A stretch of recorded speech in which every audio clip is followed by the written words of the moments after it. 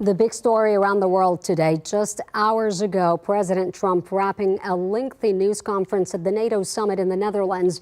And again, he disputed early U.S. intelligence reports on the effectiveness of U.S. strikes on Iranian nuclear sites last weekend, going so far as to compare the success of the bombing run that he ordered to the end of World War II.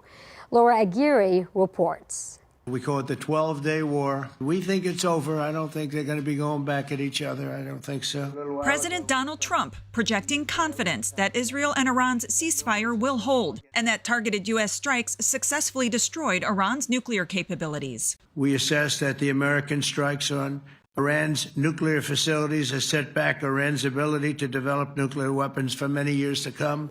Comparing the impact to World War II. Actually, if you look at Hiroshima, if you look at Nagasaki, that ended a war too. This ended a war in a different way, but it was so devastating. This counters an initial U.S. intelligence assessment, described by sources briefed on it who say the U.S. strikes did not destroy core components of Iran's nuclear program and likely only set it back by months. Trump acknowledged the existence of the report, but dismissed it as preliminary and inconclusive. Since then, we've collected additional intelligence. We've also spoken to people who have seen the site, and the site is obliterated.